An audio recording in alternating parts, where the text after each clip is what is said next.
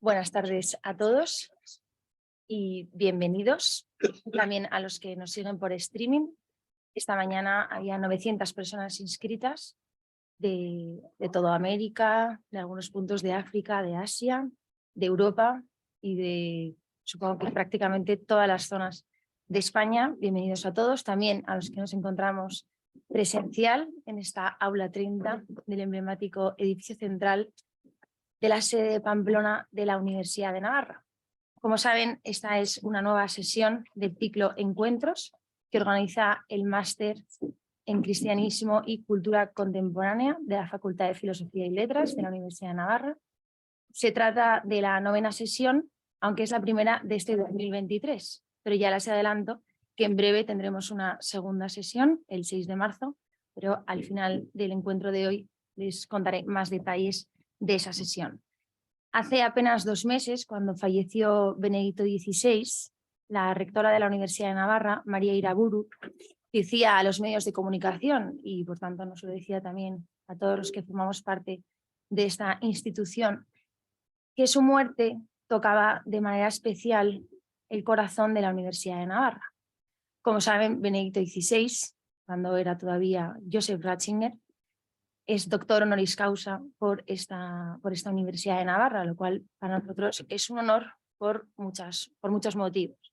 No solo por su talla humana y espiritual, porque fue un gran papa, sino también porque fue un gran universitario y un gran intelectual. Y hoy nos encontramos aquí por esta publicación, Vivir como si Dios existiera, una propuesta para Europa de la editorial Encuentro, de Ediciones Encuentro, una selección de textos y estudio llevada a cabo por Ricardo Calleja, que se encuentra hoy con nosotros y al que le agradecemos por su presencia en Pamplona. Es doctor en Filosofía del Derecho por la Universidad Complutense de Madrid, profesor del IES y del Máster de Cristianismo y Cultura Contemporánea. Y le acompañan hoy Miguel Brugarolas, que es profesor de Teología Sistemática en la Facultad de Teología de la Universidad de Navarra, de la que también es vicedecano de Profesorado e Investigación, y José María Torralba, que está a mi izquierda, catedrático de Filosofía Moral y Política y director del Centro de Humanismo Cívico para Estudios sobre el Carácter y la Ética de las Profesiones de la Universidad de Navarra. También es profesor de la Facultad de Filosofía y Letras y del Máster de Cristianismo y Cultura Contemporánea. La sesión durará en torno a unos 30 minutos, después se abrirá un turno de preguntas, tanto para los que se encuentran en streaming como los que nos encontramos aquí. Los que están online pueden ir haciendo las preguntas que me llegarán y luego les iré dando paso, aunque los que se encuentran en streaming a la hora de empezar este encuentro se cortará la conexión y los que estamos en esta versión premium presencial podremos seguir haciendo preguntas a Ricardo y al resto de ponentes. Bueno, pues sin más, muchísimas gracias a los tres y a Ricardo especialmente, al que cedo la palabra. Muchísimas gracias, Ana, y José María y Miguel por acompañarme y al Máster Cristian especialmente por organizar este evento, y saludos a los que estáis lejos y a los que estáis cerca. Pues me alegra mucho ver algunas caras conocidas de amigos de Madrid que estamos aquí de paso también y de antiguos alumnos de programas del IES o de la Universidad en Madrid. Yo no conocía a Benedicto XVI en persona, ni soy la persona que más sabe de Benedicto XVI, no sé, seguramente en esta habitación tampoco, desde luego no en esta universidad, que hay unas facultades eclesiásticas donde la gente estudia esto a fondo, pero una vez estuve a punto de saludarle, porque siempre he tenido, bueno, siempre no, pero desde una edad joven, que vi en casa de mis padres en la habitación, en la biblioteca de su habitación, un libro que se llamaba La sal de la tierra. Pues empecé a leer a Joseph Ratzinger, que luego se convirtió en Benedicto XVI y luego en el Papa emérito. Y yo creo que así ha sido con muchas personas, creyentes y no creyentes, que leíamos a Joseph Ratzinger antes de ser Papa, ¿no? Esto hace que, y en su misma obra hay una no escisión, pero sí desdoblamiento, ¿no? Entre Joseph Ratzinger, el teólogo, si queréis, el intelectual cristiano, y Joseph Ratzinger, pues el obispo, cardenal y eventualmente papa con autoridad pastor, ¿no? Y yo creo que, vamos, y personalmente como creyente lo leo como las dos cosas, pero este libro tiene la intencionalidad de que se le pueda leer desde fuera, o sea, por no creyentes, ¿no? Forma parte de una colección que se titula Pensar Europa y el subtítulo del libro es una propuesta para Europa. Evidentemente, la mayor parte de lo que dice no se aplica solamente a Europa, ni solamente a los problemas culturales, sino también a todo lo que tiene que ver con las personas. Como digo, ni soy el que más sabe ni lo pude conocer, pero en fin, empecé a leerlo y luego empecé a trabajar en algún congreso, presenté algún papel, etcétera, y alguna sesión, y acabé escribiendo un capítulo de un libro sobre Joseph Ratzinger, y entonces quise, con ocasión de un viaje que hice por mi 40 cumpleaños, no tan lejano, pero en Roma, pues dije, oye, esta es mi oportunidad, voy a ver al Papa y voy a ver al Papa emérito. Y entonces conseguí a través de un amigo, que era el que me invitaba a un evento en el Vaticano, el mail del secretario de Benedicto XVI. Y le escribí un email en perfecto itañol pidiendo audiencia con el Papa emérito para poderle entregar en persona pues, aquello que yo había escrito con tanto cariño también, por no solamente el interés por sus ideas, sino cariño por la persona, ¿no? Y recibí una respuesta sorprendentemente rápida. No, en realidad no fue rápida. Justo antes de viajar me encontré el mail en mi buzón, donde en un italiano, aunque es alemán, Georgenswein, pero ya italianizado por años en la curia, donde decía algo así como dopo una profonda riflessione e attenta ponderazione, no. Y entonces, claro, cuando a uno le ponderan tanto y meditan sobre él, uno espera que sea para bien, ¿no? El balance será positivo, pues no. Así que nada, os agradezco por eso muy especialmente que hayáis querido venir, porque en otras ocasiones no me han dejado. El libro, este es un libro que de encargo, ¿vale? A mí me llaman un día, Belén Becerril, y me dice, Ricardo, vamos a empezar esta nueva colección. Queremos que escribas un libro de Benedicto XVI sobre Europa, y entonces, ahora que no me oyen, mis amigos del Real Instituto de Estudios Europeos, el CEU, que son los que lo encargaban, pues he hecho un libro que cumple con dos condiciones. La primera es que sea el libro que me pidieron, y la segunda es que sea el libro que yo quería escribir, o que por lo menos hable de lo que yo quería escribir. Y esto se refleja en el arco temático del libro. O sea, creo que ¿por qué este libro es interesante? No porque lo haya afirmado yo, sino la mayor parte de estas cosas, que no me digan, están en internet, mal traducidas, pero uno las puede conseguir más o menos, ¿no? Lo interesante es que están juntas, que están con una introducción, están explicadas, están hiladas, y que están en el libro. Y el libro hace compañía, y el libro está a mano, y el libro permite volver una y otra vez y subrayar y ir echando sucesivas capas de pensamiento, de lectura, y creo que eso es mi mensaje fundamental hoy, ¿no? Que mi llamada a la acción, por decirlo así, sería más bien una llamada a la inacción, ¿no? O a una forma de acción muy inactiva, que es leer. Decía, sabéis, hay un pasaje de Fausto de Goethe, ¿no? Donde Fausto reescribe el comienzo del Evangelio de San Juan, porque no le convence eso de que en el principio era la palabra, y acaba concluyendo, en el principio era la acción. Y decía Carl Schmitt que esa era la única frase de Goethe que le gustaba a Adolf Hitler. Y creo que es muy significativo que a Adolf Hitler le gustara reescribir el Evangelio en términos de esto. En el principio era la acción y no la palabra. Y Benedicto me parece que es exactamente lo opuesto, ¿no? Y creo que la renuncia al pontificado, con toda apertura a interpretaciones que se prestan, no me refiero a las causas, que están clarísimas, las dijo el Papa muchas veces, sino al significado y las implicaciones, manifiesta esta fe en la palabra de Dios y confianza en la palabra humana. Y paciencia para dejar que la semilla germine y crezca sin forzar, ¿no? Si os acordáis, en la homilía de comienzo del pontificado hay un pasaje en el que Benedicto dice: nosotros sufrimos por la paciencia de Dios.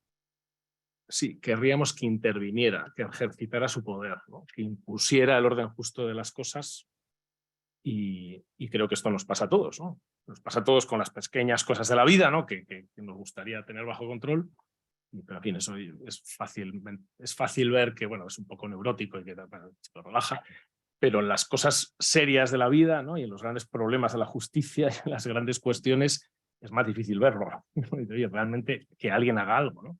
Y basta mirar, bueno, quizá por la ventana, ¿no? Porque hace un día estupendo, pero basta mirar alrededor para ver que hay realmente problemas acuciantes con los que habría que hacer algo. Y lo que hizo Benedicto XVI fue renunciar y dedicarse a rezar y a acabar de escribir unas cosillas que ahora se han publicado y poco más, ¿no? Durante 10 años, ¿no? Esto no era difícil saberlo antes, pero así fue, ¿no? Y seguía en esa homilía, retomo, dice: el mundo es destruido, es salvado por la paciencia de Dios y destruido por la impaciencia de los hombres. Pues me parece que el fallecimiento de Benedicto XVI y la publicación de este libro y de otros que están saliendo, pues esto conlleva una llamada a la acción, que es una llamada a la inacción, a ser capaces de no hacer. En otro artículo donde hablaba precisamente del fundador de esta universidad, lo titulaba Dejar obrar a Dios, ¿no? Y hacer algo que es hacer algo, pero que no es moverse y agitarse, que es leer. Y leer dos cosas y ponerlas juntas en serio, que es lo que yo creo que hace Benedicto XVI de una manera que es ejemplar, no porque todas sus conclusiones sean incontestables y definitivas, sino porque esa es una actitud que es la actitud cristiana, que es la de leer la palabra de Dios y la gran tradición cristiana y tomarla en serio, y leer la realidad. En ese sentido, la realidad es actual, ¿no? Contemporánea, ¿no? Con esto evoco también el título de nuestro máster, de Cultura Contemporánea y Cristianismo. Tomar en serio las dos cosas, no para reducir una a la otra, sino para de verdad encontrar respuestas en el bagaje cristiano, seguramente en la escritura, pero en todo lo demás, a las preguntas contemporáneas. E ir en ese diálogo hasta donde haya que ir, precisamente porque si uno tiene fe en la palabra de Dios y confianza en la palabra humana, en la capacidad de la razón para llegar a conclusiones válidas, pues no hay nada que temer. Lo que pasa es que eso genera, o sea, no hay nada que temer, pero sí se genera una incertidumbre, porque uno no... Hay un momento en el libro, el último, es un apéndice, un anexo, que es una locución por radio que hizo Ratzinger en el año 69, cuando así no era nadie, ¿no? Era un intelectual conocido, pero un poco más, donde habla de la iglesia del futuro, ¿no? Es una cosa que se ha citado muchas veces, ¿no? Esta iglesia en minoría, etc. Entonces, una de las cosas que dice es que es una iglesia que no está formada por gente que tiene recetas, sino gente que se enfrenta a las preguntas de su tiempo y que tiene iniciativa y que procura dar respuestas a problemas nuevos desde las verdades de siempre, pero sin limitarse a repetir mensajes enlatados, ¿no? Bien, y yo creo que el único modo de llegar a hacer esto es pensar, ¿no? Pararse a pensar, y para eso leer. Y acabo, ¿no? por dar espacio a lo que habléis los demás y luego hablemos de lo que queráis. Yo creo que una de las cosas que más alegría le debió dar a Benedicto, esto es muy arriesgado, ¿no? Pero una cosa que le dio alegría a Benedicto XVI fue el final de su viaje a Inglaterra en el año 2011, que algunos recordáis, otros iba a decir que no habíais nacido, pero que me exageraría, ¿no? Claro, yo estuve allí porque estaba con un grupo de estudiantes del Colegio Mayor Moncloa de Madrid y fuimos siguiendo al Papa, y aquel viaje fue muy difícil.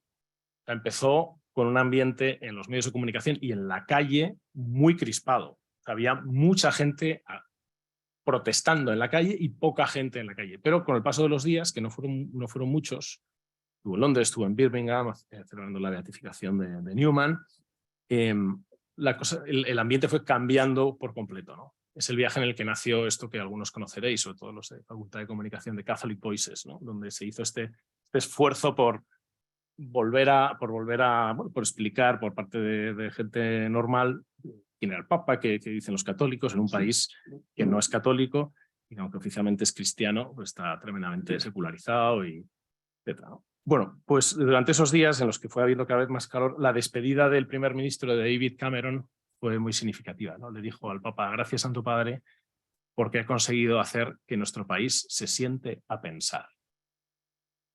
Bueno, pues si la publicación de este libro sirve para que nos sentemos a pensar, creo que también le daríamos una alegría a Benedicto XVI y, aunque eso sea menos importante, me la daréis a mí, porque esta es la intencionalidad con la que está escrito el libro, y quizá el único matiz que pondría esto es pensar juntos. Y pensar juntos no solamente los que pensamos igual o compartimos los principios o los que pensar, cosa que también hay que hacer, sino pensar juntos con quienes no son creyentes, con quienes parten de premisas distintas o viven en mundos mentales diferentes, porque si la palabra que hemos conocido y que pronunciamos es verdad, no sin dificultad seremos capaces de encontrar la manera de comunicarla, ¿no? Sin necesidad de imponerla, pero desde luego sin caer en cerrarnos dentro de nosotros mismos o en olvidarla, ¿no? Muchas gracias. ¿Quién habla?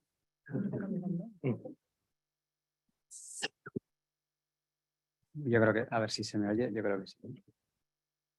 La verdad que he de reconocer que me siento aquí en una invitación muy agradable entre amigos, pero hablando sobre un tema sobre el cual no soy para nada especialista. Dios.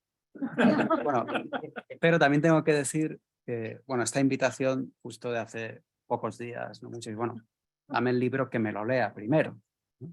Y me he llevado una grata sorpresa al ir pasando las páginas y ver que muchos de los textos, casi todos los textos que están allí recogidos, me eran muy familiares, muy leídos, ¿no?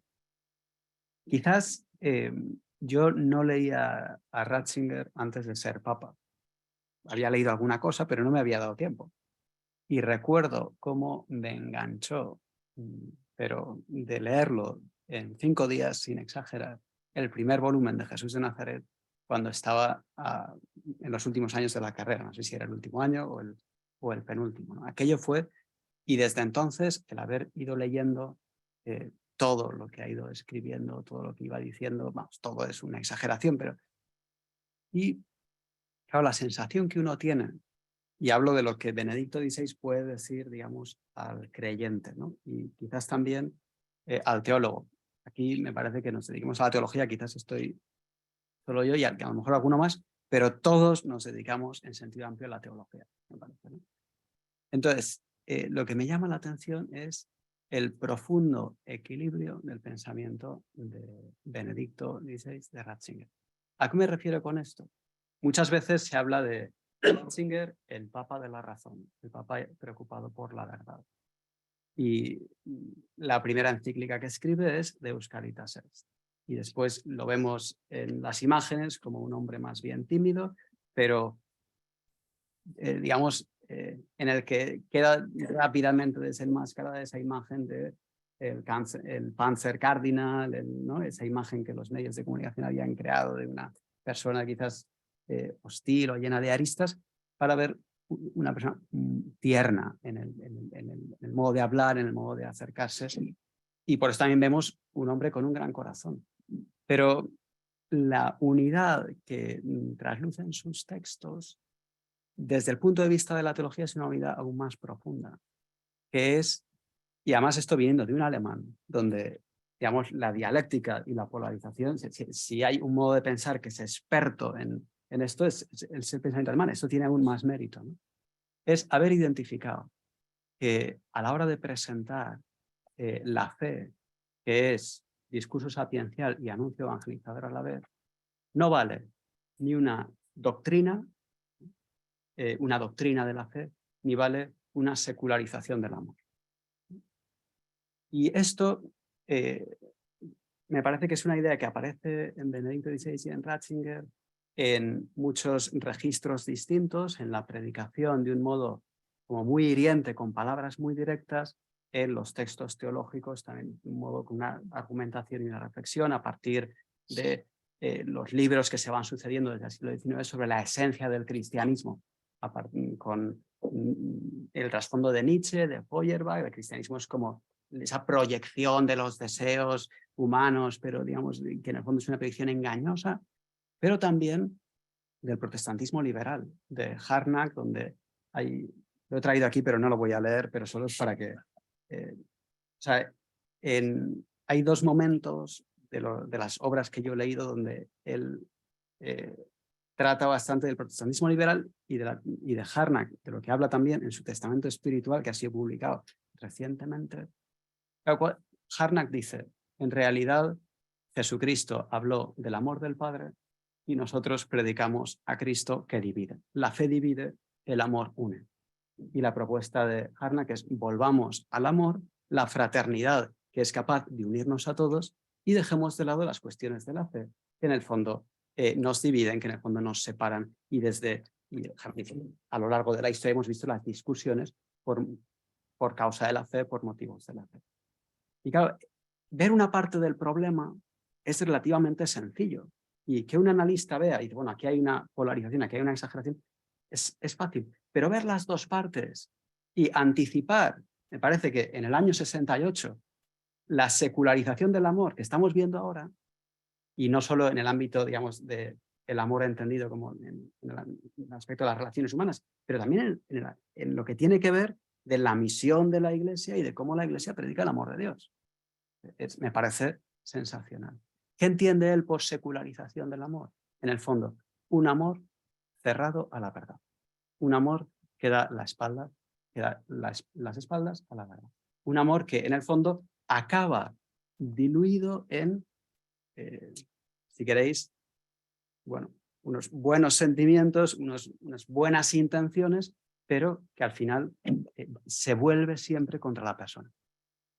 Y lo que él propone de la unidad de la fe y el amor, creo, y esto me parece, yo no soy ningún especialista en el pensamiento de Benedicto XVI, pero me parece que quienes son especialistas estarán de acuerdo conmigo, lo articula muy bien esa, que por otro lado puede parecer obvio, esa idea tan repetida de poner a Jesucristo en el centro. Jesucristo es el logos, pero es un logos que es amor.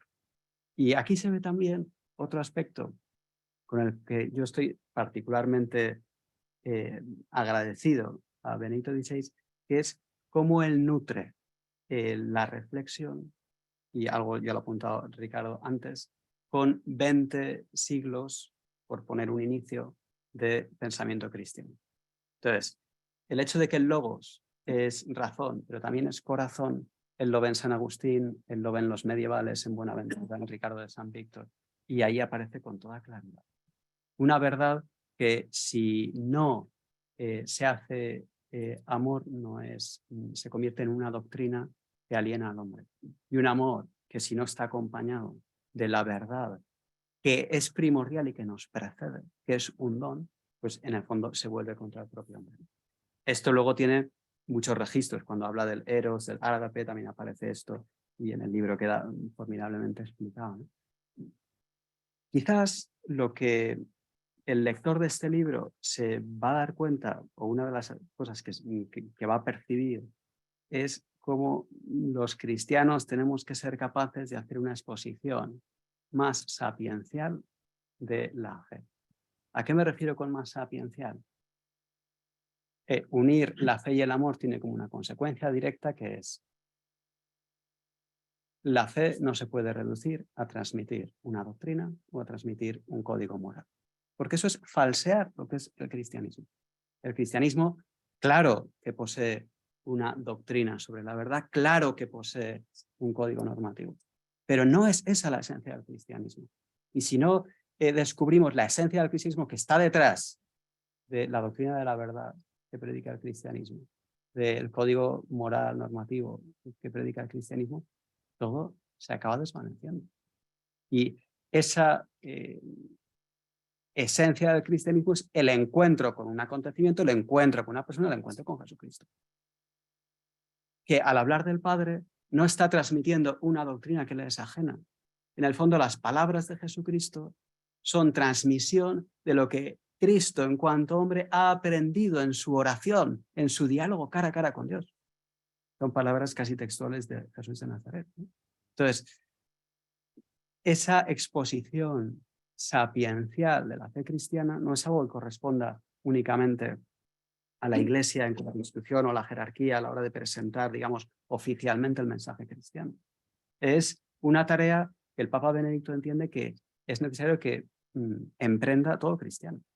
En nuestras familias, en nuestros ambientes, hemos de ser capaces de mostrar que la palabra cristiana, que Jesucristo, antes se ha dicho, confía en la razón humana. Pero no solo es que confía en la razón humana, es que al fin y al cabo al hombre posmoderno le queda como salvavidas ante el nihilismo que funciona como una apisonadora que acaba con todo, la unión de la verdad y el amor, que en Cristo brilla con una luz nueva y única.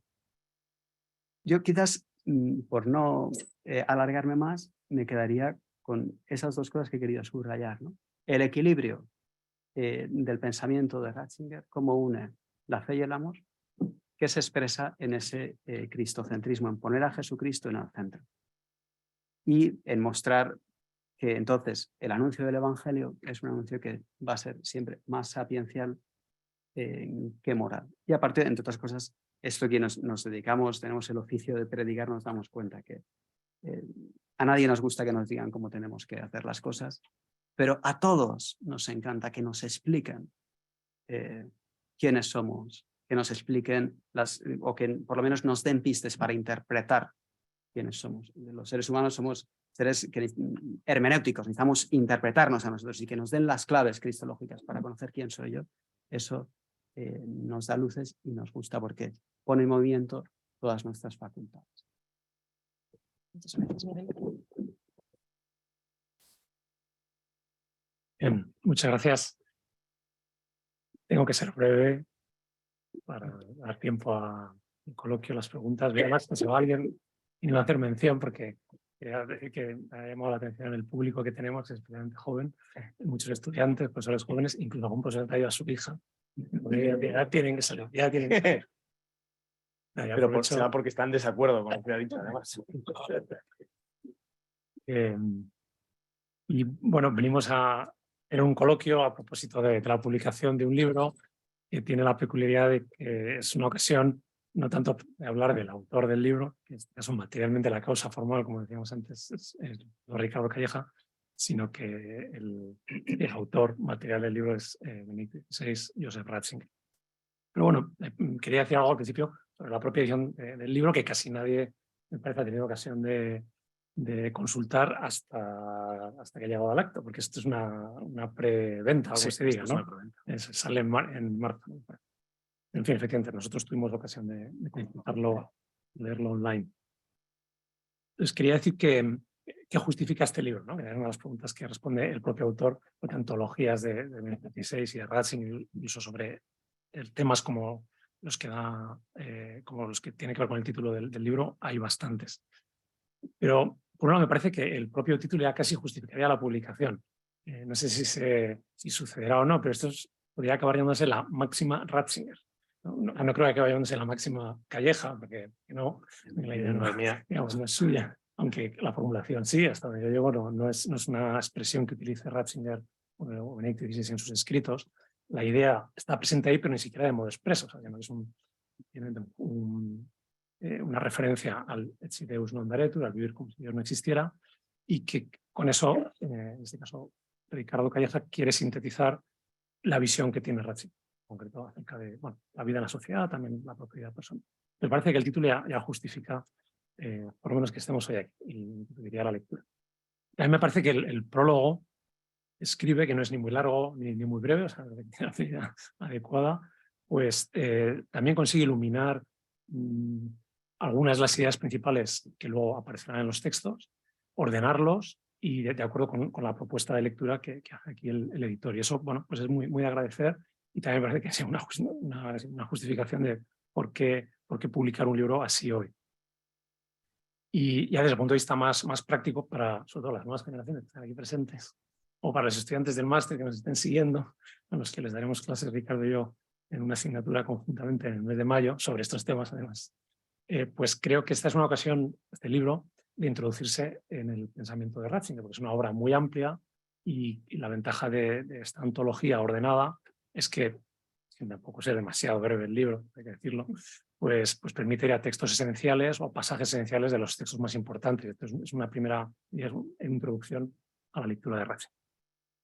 Dicho esto, me parece breve, voy a plantear tres cuestiones, tesis o preguntas, según como uno quiera verlas, para hacerlo del modo más breve posible, también con la idea de que luego Ricardo ofrezca alguna respuesta o diga algo con respecto a ellas.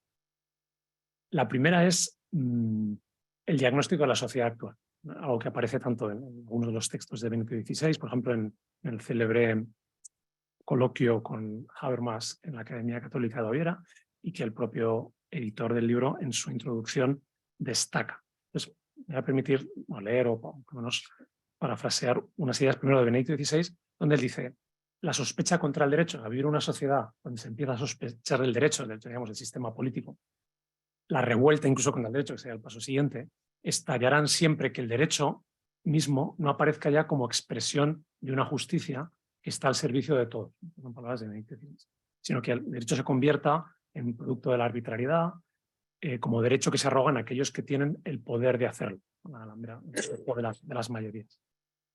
Yo digo, estas son frases de Benedicto XVI y la introducción, que me parece que es muy cauta, muy elegante, pero hay un momento donde yo no soy nada tauromaquia, pero digamos, entra a matar, ¿no? El prologuista, y también lo parafraseo, dice, Ricardo Calla, la deliberación pública dejará de ser sensible a la verdad, que es uno de los puntos más importantes de Benedicto, que en realidad la toma de Habermas, también relevante, dice Benedicto XVI, la deliberación pública dejará de ser sensible a la verdad y se constituirá en un foro de manipulaciones emocionales de poder del más fuerte. Esto generaría un deterioro progresivo que a la postre volvería a las instituciones y formalidades democráticas en una cáscara vacía. Y termina diciendo, bueno, esto no es una hipótesis y sucedería en un mundo donde, como ahora me referiré, digamos, la religión deje de estar presente inspirando como la raíz, ¿no? de la vida política o de la vida pública, sino que dice que esto ya es una realidad, la realidad en la que nos encontramos. Entonces, no, quería partir de ahí, de este diagnóstico que propone Ricardo Calleja, para plantear lo siguiente, es decir, ¿cuáles serían las soluciones? ¿Cuáles serían los caminos a transitar, supuesto que este diagnóstico sea cierto? Entonces, me parece que la solución que aparece en el libro, la he mencionado antes, es la del final, la del epílogo, con esa locución radiofónica, el célebre concepto de la propuesta de las minorías creativas o creadoras. Es decir, que el discurso cristiano y los propios cristianos con su discurso, digamos, en el sentido de su forma de ver la vida, estén presentes en la sociedad. De esa manera puedan, alimentar el discurso público, alimentar o mantener vivo aquello en lo que se basan los fundamentos prepolíticos del Estado liberal, utilizar también esta formulación. Entonces, la pregunta sería, ¿por qué no sucede eso? ¿O por qué no está sucediendo? Entonces, se me ocurren tres alternativas. La primera, que no son excluyentes, pueden ser las tres, o una parte de las tres, o ninguna de las tres. La primera es que vivamos en una sociedad hostil a la religión, ¿no? Donde se margina la religión no se les deja estar presente, a los cristianos no se les deja estar presentes en cuanto cristianos. Por un ejemplo, eso sale en los titulares jurídicos a veces, pues tal juez que va a ser nombrado, pues no debería nombrarse miembro de este tribunal un supremo constitucional porque tiene creencia religiosa. Es algo que aparece. Esa sería una primera opción. Una segunda opción sería que en este caso los cristianos, los católicos, especialmente, que son los que se dirigen más directamente en el 16, han confiado en el derecho natural. digamos, en los últimos 50 años, especialmente después de la segunda, 70 años ya, después de la Segunda Guerra Mundial, la Declaración Universal de Derechos Humanos, había una confianza en que esa forma de vida cristiana podía quedar no solo salvaguardada, sino compartida de modo universal con los demás a través de la doctrina tradicional tomista del derecho natural, formulada en este caso en la forma de derechos fundamentales. Esto es algo que dice el propio Benedicto XVI en el discurso en el Bundestag, pero también en otro pasaje viene a decir, pero el derecho natural se ha embotado, una palabra que me parece muy gráfica o muy expresiva, como diciendo esto quizá en su momento funcionó o empezó a funcionar, pero hoy en día desde luego ya no es así. Ya no se puede decir que este planteamiento y paso como de segunda idea, traducir verdades fundamentales de la vida, de la existencia, de la política, de tipo religioso, a un lenguaje universal a través de ¿cómo se llama así? La ley natural o el derecho racional, pues eso ya no funciona, ¿no? Es algo como una vida que se ha atascado. Paso a eso segundo. Las tres alternativas quedan claras, ¿no? Lo que elija alguna de ellas. A ver, Vimos una sociedad tercera. hostil. No, perdón, la tercera me faltaba. La tercera es si el problema está en algún defecto de la vida religiosa católica, de las formas que ha adoptado la vida religiosa o la educación religiosa católica, o me atrevería incluso mediterráneo, que estamos en ese contexto y me parece que se puede distinguir, ¿no? Hablar de Europa es hablar de muchas culturas o muchas formas de encarnar la religión. Esa sería la tercera. O sea que el problema, digamos, estaría en un problema religioso, no un problema ni político, ni un problema intelectual o filosófico, sino propiamente religioso. La segunda cuestión, brevemente. En el prólogo hace referencia a que a la hora de preguntarse de qué manera debería o convendría que estuviera presente la religión en la esfera pública, en la política, pues utiliza la imagen del árbol. Si distinguimos las ramas, el tronco y las raíces, pues digamos, así muy rápidamente, en las ramas son las aplicaciones concretas, pues ahí, por lo menos en el pensamiento de Benedicto XVI, la religión no tiene, digamos, una función inmediata, directa o propia, ¿no? En el tronco, decirlo con un ejemplo sería, pues, en las constituciones aparece una referencia a Dios, a lo absoluto, ¿no? A lo intangible, pues ahí sí que tendría que aparecer, pero digamos de un modo que, aunque hoy en día de hecho resulta problemático, pero hasta no hace mucho no lo era. En cambio, el lugar fundamental donde la religión hace una aportación insustituible a la vida social y política sería en el nivel de las raíces, es decir, de donde beben, donde se nutren, donde surgen también esos conceptos políticos que ordenan nuestra vida social, por los que luego convivimos, sea la libertad, sea la tolerancia, sea también el bien común, vamos a hacer una lista, ¿no? La dignidad humana. Y entonces, aquí quería hacer dos comentarios en forma de pregunta. En ese coloquio de Ratzinger con Habermas en la Academia Católica de Baviera, Habermas es muy favorable a que, dice, pues si los creyentes estén en la sociedad como creyentes. Y eso es un cambio, tanto respecto a su pensamiento anterior, en el caso de Habermas, como a la postura estándar, por ejemplo, de Rawls, aunque Rawls tiene una cierta evolución, pero no tanta como Habermas. Sino que digamos, es una evolución, es una postura donde se venía a decir, bueno, si tú eres creyente, realmente eres creyente cristiano, muy bien, tú puedes tener tus creencias en tu esfera privada, y si quieres que tengan alguna relevancia en el ámbito público o político, tienes que traducirlas. Tienes que traducirnoslas, ¿por qué? Porque el discurso religioso es misterioso, es incomprensible, no es universalizable, entonces tradúcelo. Un ejemplo de esto sería la dignidad humana, ¿no? Pues de la idea religiosa de que hemos sido creados por Dios y que somos imagen de Dios y que tenemos un valor absoluto por ello, la traducción sería todos tenemos igual dignidad.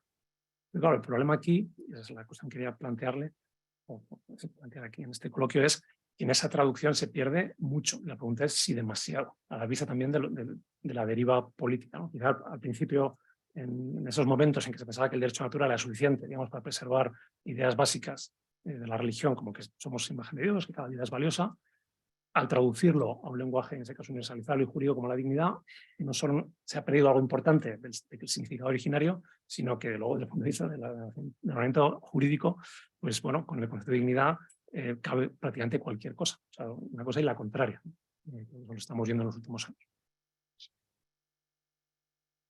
Y también quería añadir, porque me parece relevante, Y esta sí que es en ese diálogo que ya he mencionado, hay una diferencia entre Habermas y Ratzinger, alguna tiene que haber, que es, aunque los dos coinciden en que la religión y las personas con creencias religiosas tienen una aportación muy necesaria y muy positiva que hacer a la sociedad, pero Habermas lo formula en términos de solidaridad. No solo se refiere a la solidaridad, digamos, de la caridad, que la incluiría, sino viene a decir las creencias religiosas o la presencia de las iglesias en las sociedades son fuentes de solidaridad. ¿Por qué? Porque nos dan motivaciones para vivir juntos, por ejemplo, para pasar por encima del puro interés personal, o el deseo también de reconocer la autoridad del Estado, o el de buscar la justicia. O sea, es un nivel motivacional, que no es una cosa menor. Pero me parece que Ratzinger va, por decirlo, un paso más allá. Y también diría, y dice con estas palabras o similares, que la función que la religión desempeña en la vida social no solo es la de generar motivación para la vida, para una vida social, sino la de arrojar luz acerca de qué es lo justo, acerca de qué es lo bueno, o acerca de... Utiliza esa imagen tan conocida de la mutua purificación o el mutuo enriquecimiento entre la fe y la razón, entre puramente secular y lo religioso, como una tarea que no funcionaría si no estuviera una de las dos partes que purifica, ¿no? Voy terminando. Un ejemplo que no he conseguido encontrar la cita, pero en su día sí que la tuve, pues me atrevo a decirlo, que es de Tapies, ¿no? Aquí en el museo, bastante obra de Tapies. Entonces, y él tiene muchos de sus cuadros, la cruz está presente. Entonces es un texto donde Tapies venía a decir, ya hace, ya estudiante, 20, 30, 20, 25 años, eso, están esas discusiones de quitar los crucifijos en las escuelas, en Italia y en España. Y entonces él vino a decir, yo pienso, y cuando utilizo la cruz en mi obra, lo veo como un símbolo. Evidentemente es un símbolo religioso, pero es un símbolo que lo que significa es la capacidad de unir o la capacidad de recordar algo valioso, trascendente. Lo dejo ahí, creo que la imagen se entiende, porque lo he leído, porque quien dice la cruz pues, podría sustituirse por otros símbolos religiosos que su presencia en la sociedad, o sea, como símbolo materialmente, ¿no? O sea, como discurso, o sea, como, pues enriquecería nuestra vida social. Y termino muy brevemente, también a modo de, no sé si hay que cortar, que es, haciendo referencia a Spesalvi, ¿no? Esto clave aquí, en este tema, que es la relación entre estructuras políticas, también estructuras eclesiales, y el corazón de la persona. Entonces, desde el punto de vista del diagnóstico, han caído las estructuras. O sea, las estructuras sociales de una sociedad que se inspiraba o se basaba en valores cristianos o afines al cristianismo han caído. No solo han caído, sino que estamos en muchos casos en una postura contraria. También se puede hablar de que estructuras eclesiales en forma de instituciones religiosas pues van cayendo, ¿no? Por cuestiones demográficas. Hay quien dice que así mejor, ¿no? Es un tema que daría mucho de sí. Aquí la pregunta es, ¿qué piensa Ricardo? Porque parece, por lo menos en Spesalvi, que no es un texto tan antiguo, que Benedicto XVI no es que diga que mejor que hayan caído las estructuras, pero sí que, y leo la cita y con esto termino, dice, la tarea que tenemos en realidad los cristianos con respecto a la construcción de la sociedad, o de una buena sociedad, es la siguiente, dice, podemos abrirnos nosotros mismos y abrir el mundo para que entre Dios. 2 puntos, la verdad, el amor y el bien. Él hace una crítica ahí fuerte a poner todas las esperanzas en construir estructuras políticas que pretendan resolver los problemas de justicia, no los problemas económicos, los problemas de justicia. Dice, porque poner toda la confianza en eso es algo desenfocado, porque si hacemos eso perdemos de vista lo esencial, que es la conversión del corazón, y por eso esta frase lo que significaría es que la tarea decisiva de la religión es la capacidad de abrir a cada uno y de los cristianos o los creyentes a través de su acción, abrir el mundo para que Dios actúe. Pues creo que planteo algunas preguntas que para los voy a contratar. Mandas tú, Ana. ¿Cuánto tiempo? Nos quedan 15 minutos para que se cierre el... Sí, Vale. Del online. Vale, entonces, si quieres, bueno, puedo intentar decir algo sobre lo que ha dicho José María Gama. Me ha pasado el balón. Pues sí, y muy bien. Bueno, pues muchas gracias a a los dos de lo que ha dicho Miguel muy brevemente. En el epígrafe final de mi introducción se titula Europa, la caridad en la verdad. La idea de que la identidad europea, en cuanto a identidad cristiana, es precisamente este vínculo entre verdad y caridad, y hay algunas decisiones, en la distribución de los textos hay algunas decisiones estratégicas no explícitas, pero una de ellas es que hay un primer capítulo que es de temas, bueno, la herida del deseo de Dios, ¿no? Como los grandes interrogantes, los grandes sufrimientos humanos donde todos nos podemos encontrar, pero la parte ya propositiva que empieza en el segundo capítulo empieza por algunos pasajes de Deus Caritas, es como los que has citado, no se empieza a ser cristiano por una decisión ética o por un ideal, sino por el encuentro con una persona, con un acontecimiento, etc. Y me parece que esto es una cosa que yo recuerdo haber estado en una sesión hablando de Ratzinger antes de Papa, hablando de esto, ¿no? El vínculo entre verdad y caridad como una cosa central en su pensamiento, y desde luego en su magisterio después como Papa, y en la cuestión de la identidad cristiana en general, personal, de una universidad, pero también la identidad cristiana de Europa, ¿no? Antes en la comida hemos estado hablando, y por resumirlo mucho, las formas de identitarismo cristiano que recaen de modo retórico o real en la crueldad han de hacer saltar todas las alarmas, ¿no? Porque uno puede ser muy riguroso, muy ortodoxo, muy liturgista, muy lo que quieras, pero sí, en cuanto a alguien recae en la crueldad, aquí se ha perdido algo esencial, ¿no? Bien, y yendo a los temas que ha planteado José María, que son muchos e importantes, ¿por qué no ha funcionado, ¿no?, la respuesta esta de las minorías creativas? Y estamos en la situación en la que amenazaban los profetas con que llegaríamos, ¿no? Juan Pablo II, Benedicto XVI, y ahora está como más o menos claro que estamos llegando. En fin, siempre quedan cosas que salvar, pero la primera opción, la hostilidad. Recuerdo que en una Semana Santa que fue terrible de acoso y derribo comunicativo contra Benedicto XVI, cuando todavía era Papa, por el tema de los abusos sexuales, el año en que explotó los abusos sexuales, el año sacerdotal. Lo primero que dijo Benedicto XVI es: la persecución más grave es la de nuestros propios pecados. Yo creo que esto era como un cambio de marco, ¿no?, como dirían los comunicadores, absoluto, ¿no? No estamos perseguidos por una gente muy mala que nos quiere hacer daño, no. Lo peor es lo que hacemos nosotros, y por supuesto el mea culpa es de cada uno, ¿no? Pero en fin, efectivamente se refería también a ciertos pecados presentes en la Iglesia que no diré más. Sobre si parte del problema, y luego hemos confiado demasiado en el derecho natural, no hemos hablado en cristiano pensando que bastaba con principios universales, etc. Yo creo que es verdad, hay un apunte a lo que has dicho, ¿no? El texto en el que él dice la ley natural es un instrumento embotado es el diálogo con Habermas, cuando es cardenal. Después de eso hay un esfuerzo por parte de su congregación, que aquí hubo un congreso sobre el derecho natural y tal, o sea, hay como una especie de recuperación, y en el discurso de Bundestag, que es cuando ya es Papa, de hecho a mí una de las cosas que me sorprendió era la recuperación del discurso de la ley natural, por supuesto con matices y articulado quizá de un modo no absolutamente clásico, pero o sea, ahí él mismo alterna, ¿no? Pero yo sí creo que una cosa está clara, y es que allí, también en países que son confesionalmente cristianos, o países que sin ser como Inglaterra, o en países que no son confesionalmente cristianos pero que tienen invocaciones a Dios en sus constituciones, como Alemania, o en países donde hay menciones a la Iglesia Católica, como en España, el proceso, por llamarlo de alguna manera, de secularización, y no solo de secularización, sino de desmembración social que viene acompañado, ha sucedido de modo más o menos igual. O sea, que ya se ve que en fin, no digo que no sea un tema importante, pero que no es la solución ni la causa del problema es que esté Dios en la Constitución o no lo esté, ¿no?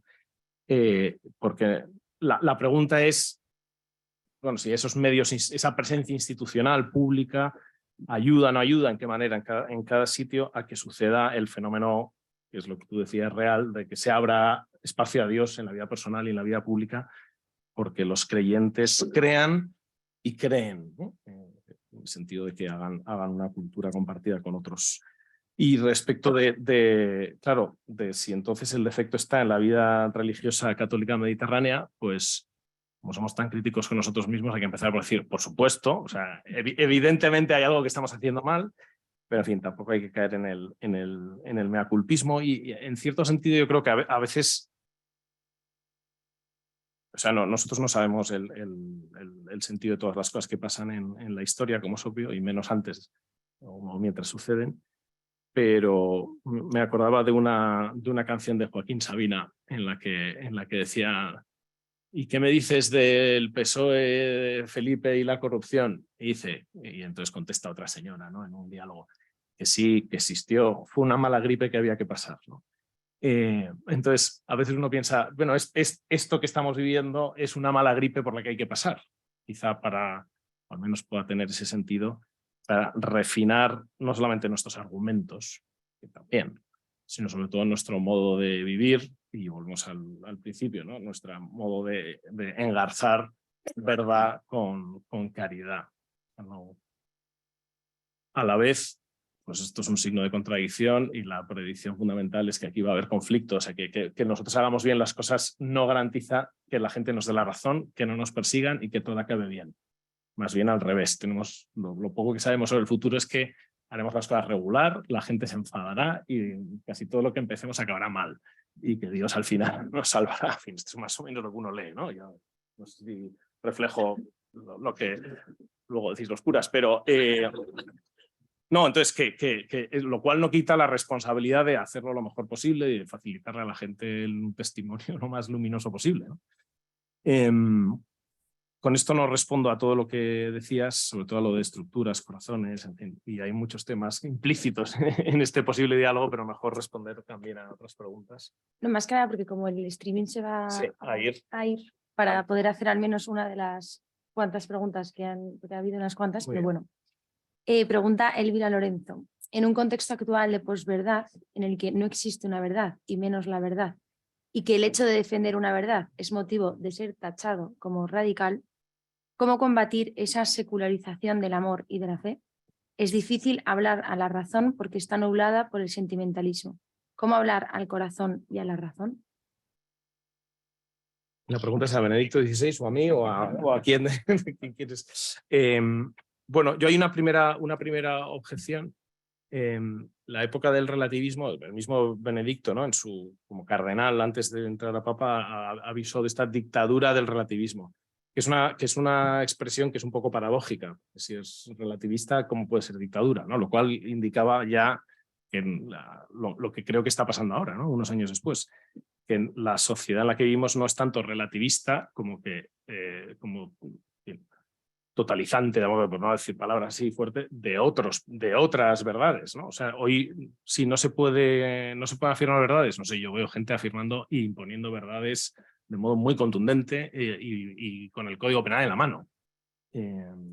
Lo cual, bueno, pues es en cualquier caso, ¿cómo se puede a gente que está en el emotivismo?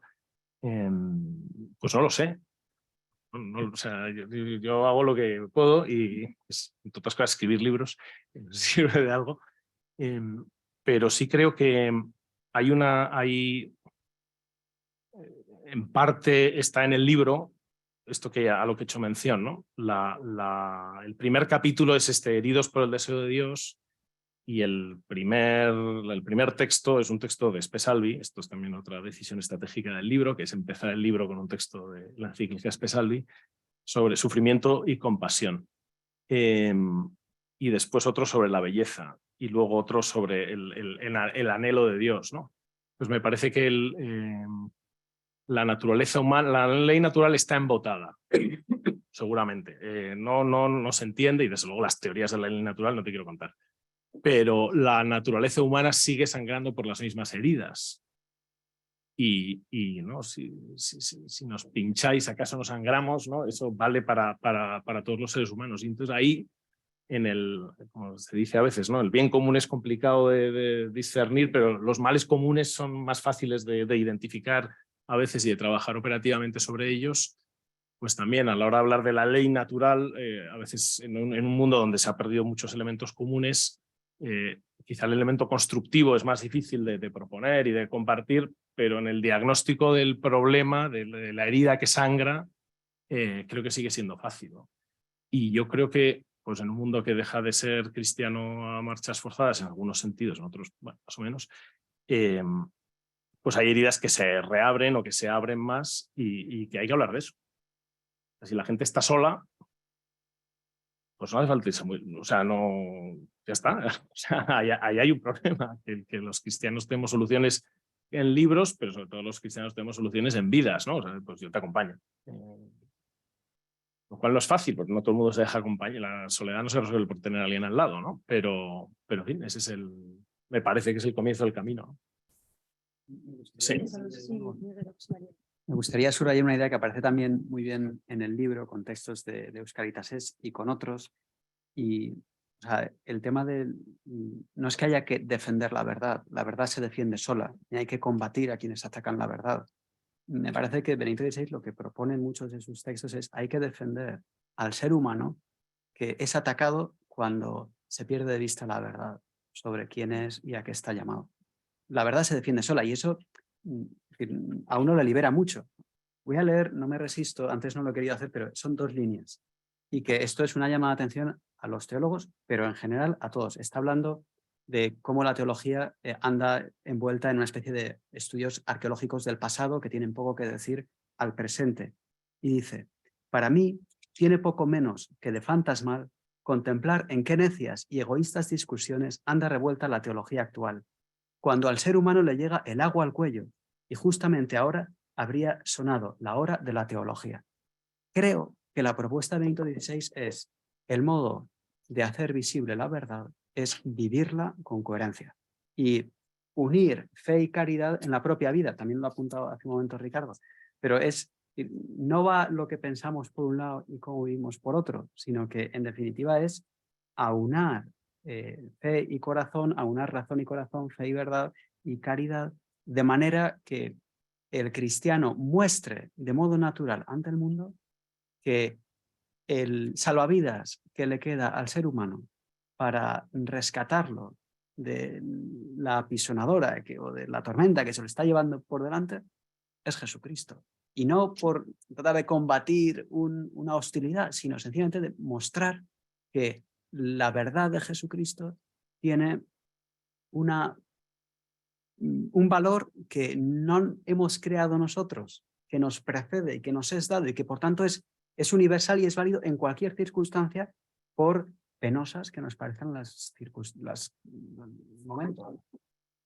Sí, yo lo único que añadiría es que a veces decimos esto de vivir con coherencia.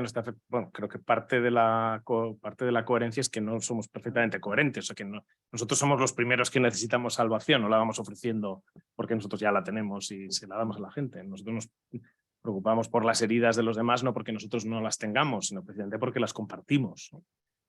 Bueno, creo que asumir eso pues es también un principio de compasión, que es una de las cosas del primer capítulo, que implica que claro, bueno, que al final hay una situación, perdonad por hablar así en términos un poco así como espirituales, pero que uno no es solo Cristo para los demás, sino que los demás precisamente son Cristo para nosotros, ¿no? Creo que esa mentalidad en las 2 direcciones, pues cuando uno hace diagnósticos de la sociedad y se preocupa, en el mejor de los sentidos, pues a veces también se pierde de vista. Es que los demás también son para nosotros la ocasión de salvación. Bueno, te traslado el agradecimiento de los que están en streaming, a los que ya despedimos y, por tanto, abrimos la veda a quienes estáis en la sala. Pero se sigue grabando, ¿no? Lo digo para que os moderéis. Se sigue grabando, sí. No sé, están todavía tímidos, así que una pregunta que a mí me surge, que quizá también se hacen otras personas. Creo que lo ha mencionado José María, el libro, ¿no?, tiene su grosor, o sea, hay muchos textos, pero es evidente que has hecho una selección de textos. Y quería preguntar eso, ¿no? ¿Cuál es por qué has hecho esa selección. Y no solo eso, también los agrupas en grandes temas y algunos temas ocupan más que otros, ¿no? ¿Y cuál ha sido tu criterio? También entendiendo que habrá alguno que te habrá costado dejar fuera. Sí, muchas gracias. El texto tiene, junto con la introducción y algún apéndice, 5 capítulos, ¿no? Heridos por el deseo de Dios, y esto responde a todo esto que hemos estado hablando, o sea, es una decisión como estratégica, y también en cuanto a los textos que están ahí, pues tenía claro esto del sufrimiento en Espesalvi y lo de la belleza, y el resto pues añadiéndose. Y después viene Dios es amor, y el siguiente es la verdad os hará libres. Y como las cosas los capítulos no pueden ser simultáneos, uno tiene que elegir qué pone